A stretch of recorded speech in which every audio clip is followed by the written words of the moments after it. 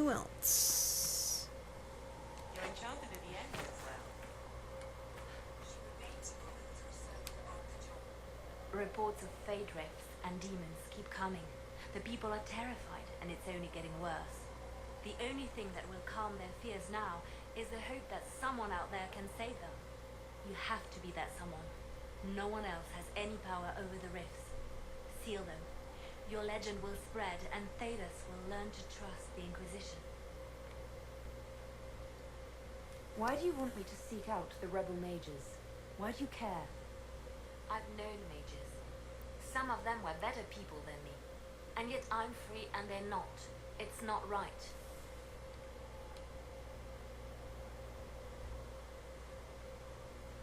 They called you the left hand of the Divine. That they did. What of it?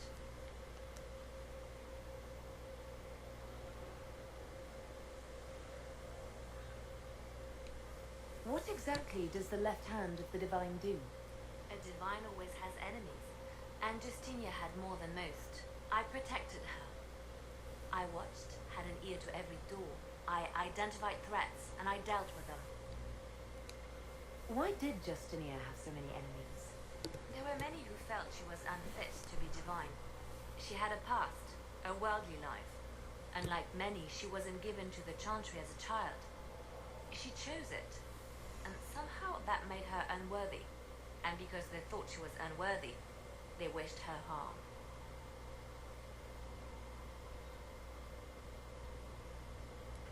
It sounds like you did some unscrupulous things as the left hand. Perhaps, but wouldn't you do anything to protect what you love? I could use the left hand of the Divine at my side out there. Every agent out in the world is my eyes, my ears, my blade. Wherever my people are, I am also. Coming with you, leaving my post, would blind and bound me. Do you see? What is the point of an Inquisition? Justinia would have started the Inquisition if the Divine Conclave failed to restore peace. She hoped that with enough support, we could challenge the very tenets of the Chantry. She wanted the Chantry to treat the mages fairly. Sometimes I wonder, why stop at mages? The Chantry has committed many injustices. If we're going to change it, why not change the whole thing? It's just a thought. None of this will be possible if we fail. I'm sorry she didn't live to see the Inquisition. So am I. I'd like to hear about Justinia. What was she like? A friend. A mentor. Like me, she had secrets, made mistakes. It made her human. I think her followers responded to that. How did you and Justinia meet? I met her a long time ago, before she became divine. Before she was Justinia. When I met her, she was Mother Dorothea. I was at my lowest. Broken. Lost. And she saved me. No, wait. She hates it when I say that. I saved myself. She just showed me it was possible. Was there something more than friendship between you? You're asking if we were lovers? Typical. I was devoted to her, therefore it must be romantic. Love is common. Love is simple. My bond with Justinia was something greater. She was a sister, a mother, a teacher. So to answer your question, yes, it was more than friendship. We'll talk more later. Don't have to be so touchy, Liliana. Jesus. Just a question.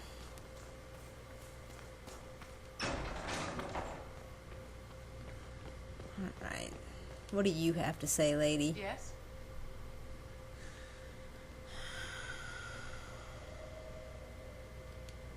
I wanted to ask you about the Circle of Magi.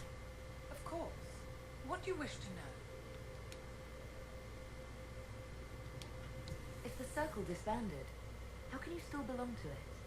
The circle is an idea, my dear, and an idea cannot be dissolved. Many of the first enchanters voted for rebellion, caring little that anything short of a unanimous decision would pit mage against mage. Rather than dissolving it, Grand Enchanter Fiona's vote split the circle in two. The rebels follow her, the loyalists follow me.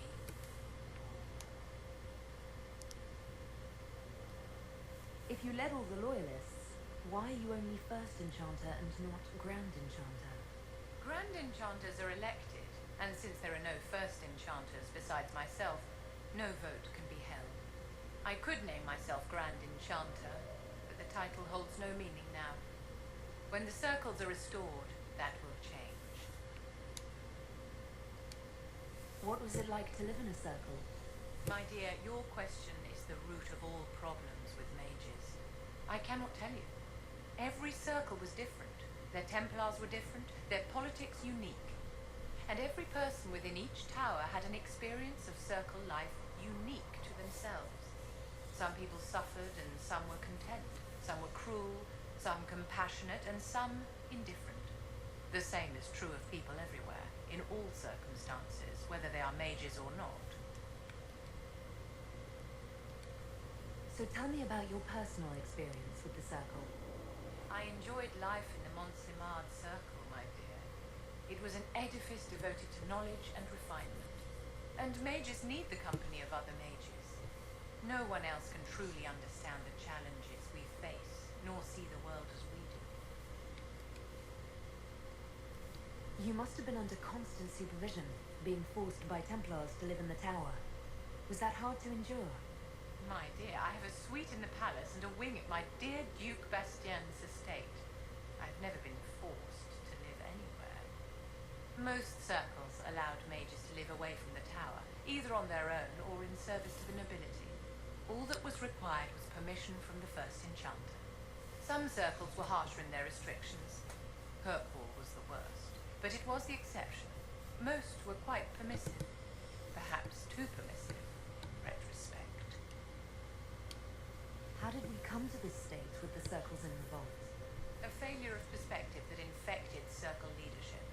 Mages lived solely in a world of Templars and mages. They could not even imagine what was beyond the tower walls. Kirkwall gave the world a reason to remember its fear of magic. A mage killed hundreds with a snap of their fingers. Across Thedas, a new tangible fear of magic grew. Commoners and nobles alike called out to the Chantry for protection. But the malcontents in the towers thought nothing of this. They cared only for themselves and for their anger at the new Templar restrictions. When a mage attempted to assassinate Divine Justinia, again, the mages protested the investigation. The leadership chose to vote on independence based on the intolerable conditions imposed by the Templars, sparing no thought to the fact that magic was more feared in the aftermath of these attacks than it had been since Tevinter's day. So long as they had their freedom, they could care little for riots, angry mobs, or about pitting mages against each other.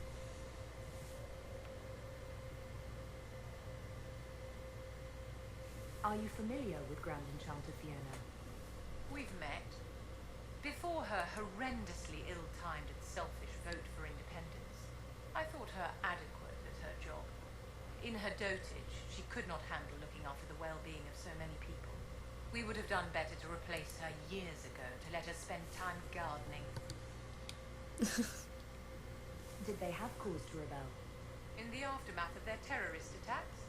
Was that really the most opportune time to break away? By all means protest abuses by the Templars. Just don't do it in a way that says mages support wholesale murder. By voting when they did, my colleagues all but declared war upon the ordinary people of Thedas. A war in which we are outnumbered 100 to 1. I thought the fighting was only between mages and Templars. Why are mages fighting mages? The vote for independence was carried by only a small margin, but Fiona chose to let the motion stand. Those who opposed a rash declaration of war against the entire free world had little choice. By breaking from the Chantry when they did, the rebels declared themselves in support of mass murder.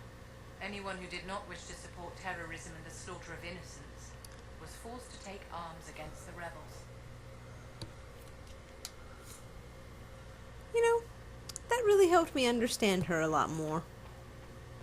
I kind of get what's going on for her now.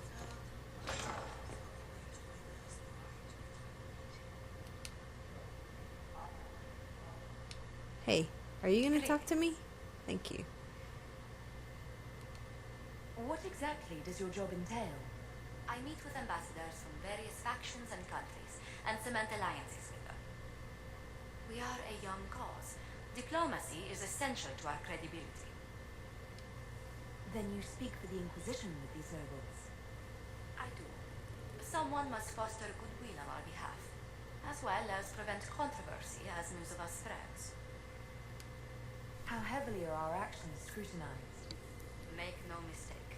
Every noble house, every throne is waiting to see what the Inquisition does next. Many are willing to pledge support if offers are made in just the right fashion. I intend to see that they are. What do the people make of us? Despite our fame, we're low on steadfast allies. We must aim for more. Any visiting dignitaries I should watch out for? Sir Griffith of Denren, a most distinguished knight of the realm. He's defeated darkspawn, slain demons, chased down abominations. Just don't ask him about it over dinner. He spares no detail. Alright, let's turn in We some will study research. If you find anything, please bring it in. If you find anything, please bring it in. Okay. Well.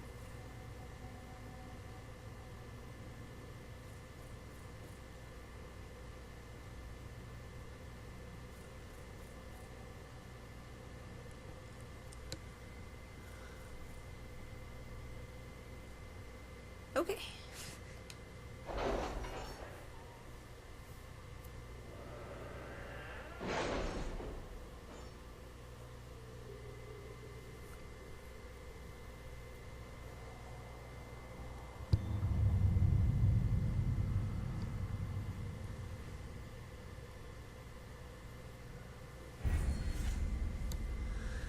Alright, we got some perks. Did you see the message I sent? Yes, thank you.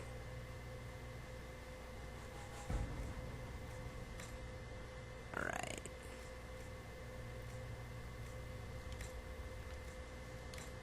Actions.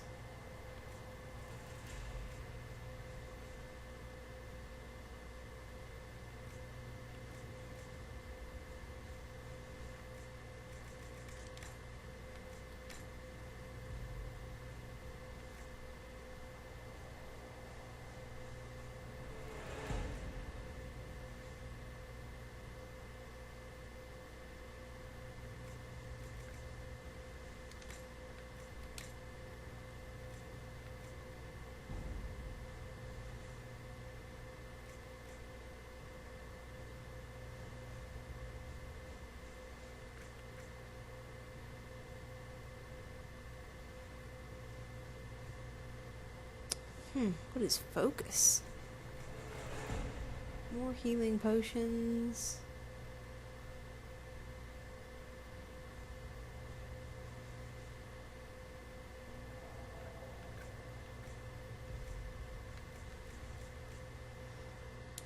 I think I will have that. Thank you.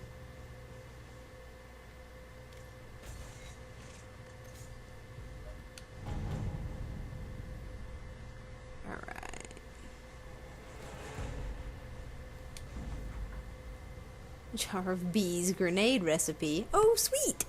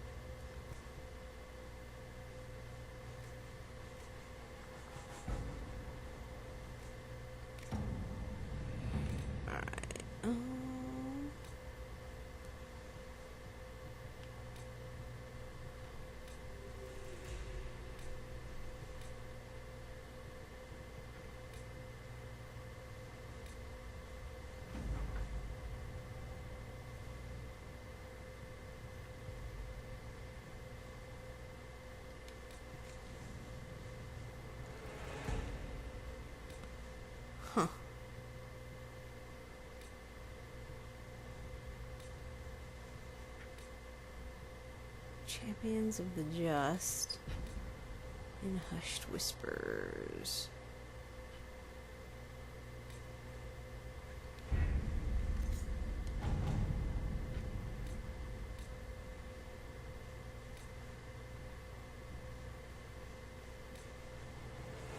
Come on now. Show me this one. There we go.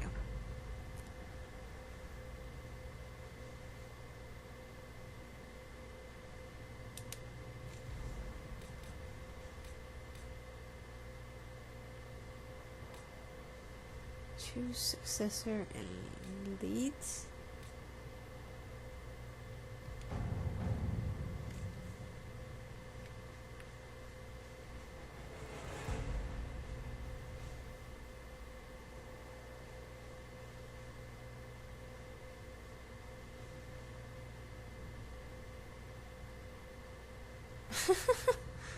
$37 times.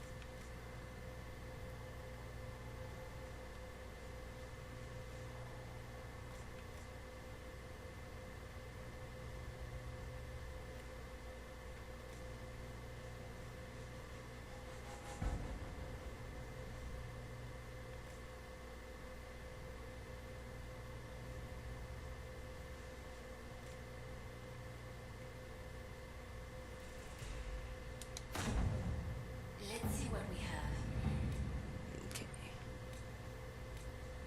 The Chantry remains.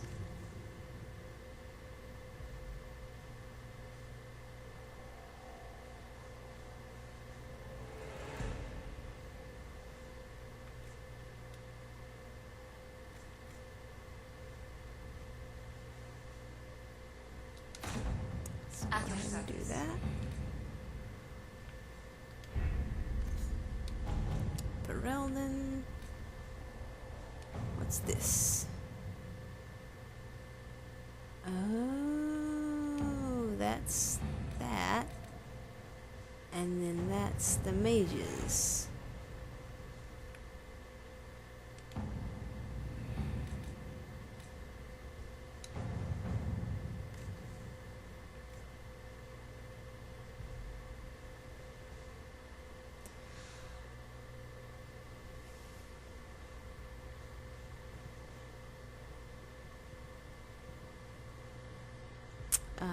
Yeah. Let's get the axe, All right. please. Okay. So we have Templars and we have mages. And we're gonna side with the mages, 'cause that's just what we're gonna do.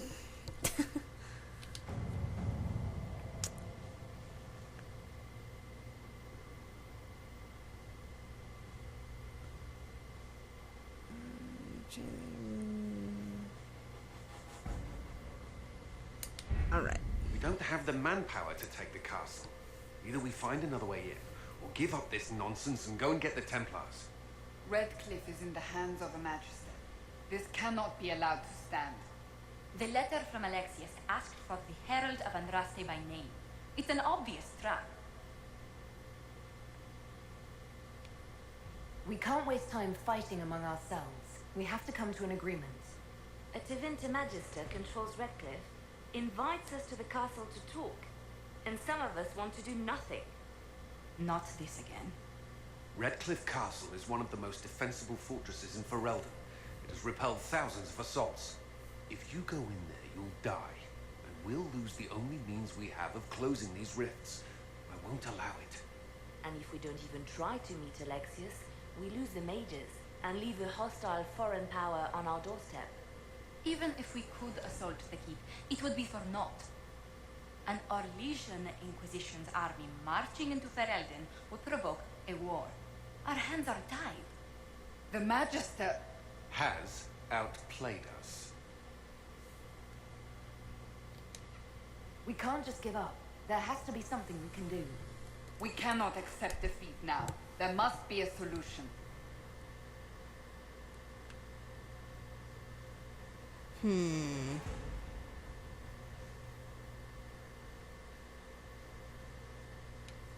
Where is the Earl of Redcliffe? I'm sure he'd help us get his castle back. After he was displaced, Artigan rode straight for Dunrin to petition the crown for help. I doubt he'll want our assistance once the Ferelden army lays siege to his castle. Wait. There is a secret passage into the castle, an escape route for the family. It's too narrow for our troops, but we could send agents through. Too risky.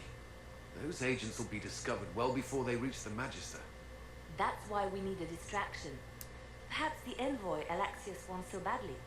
Focus their attention on Trevelyan, while we take out the Tevinters. It's risky, but it could work. Fortunately, you'll have help.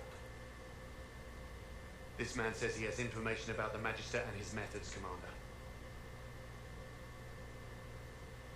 Your spies will never get past Alexius's magic without my help. So if you're going after him, I'm coming along. The plan puts you in the most danger. We can't in good conscience order you to do this. We can still go after the Templars if you'd rather not play the bait. It's up to you. Oh no, I'm going. It's already decided.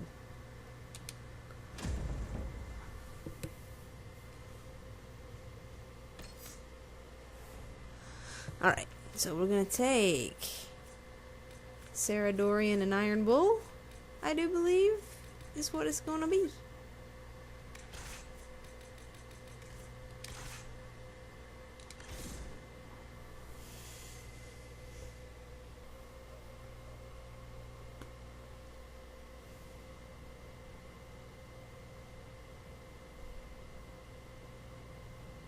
Announce us.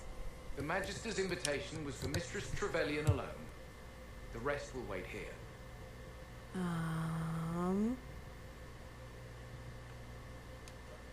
They have to accompany me. You wouldn't deprive me of my attachés, would you?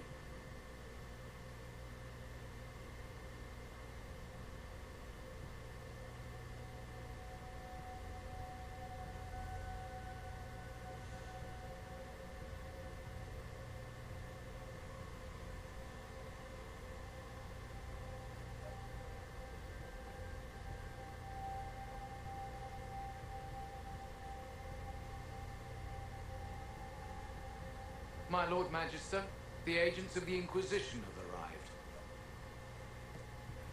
My friend, it's so good to see you again. And your associates, of course. I'm sure we can work out some arrangement that is equitable to all parties. Are we mages to have no voice in deciding our fate? Fiona, you would not have turned your followers over to my care if you did not trust me with their lives.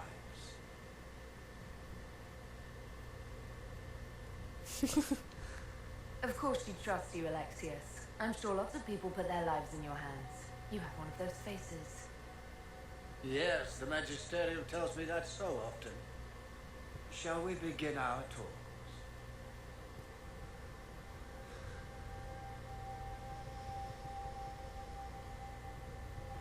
The Inquisition needs mages to close the breach, and I have them. So, what shall you offer in exchange? Well,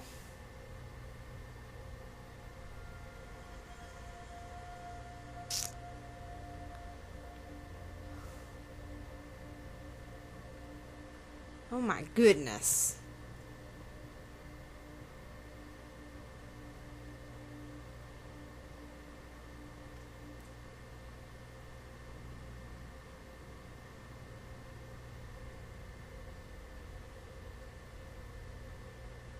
Let's talk about time magic, shall we? I'd much rather discuss your time magic. I'm afraid I have no idea what you mean. She knows everything, Father. Felix, what have you done?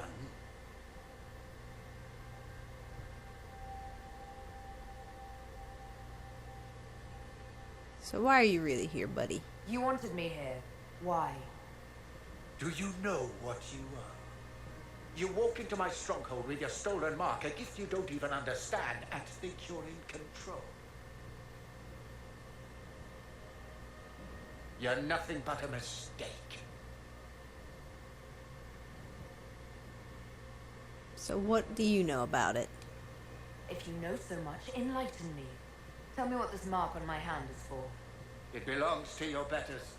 You wouldn't even begin to understand its purpose. Father, listen to yourself. Do you know what you sound like? He sounds exactly like the sort of villainous cliche everyone expects us to be. Dorian, I gave you a chance to be a part of this. You turned me down. The Elder One has power you would not believe. He will raise the Imperium from its own ashes. Is this a dragon we're talking about? I thought we were past this, people. That's who you serve? The one who killed the Divine? Is he a mage? Soon he will become a god. He will make the world bow to mages once more. We will rule from the Boric Ocean to the frozen seas. You can't involve my people in this. Alexius, this is exactly what you and I talked about never wanting to happen. Why would you support this? Stop it, Father. Give up the Venatori. Let the Southern Mages fight the breach, and let's go home. No, it's the only way, Felix. He can save you. Save me? There is a way. The Elder One promised, if I undo the mistake at the temple. I'm going to die. You need to accept that. Seize them, Venatori. The Elder One demands this woman's life.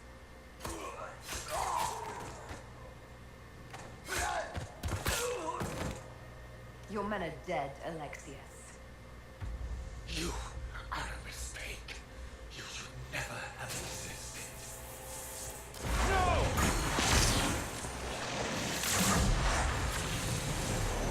Oh dear.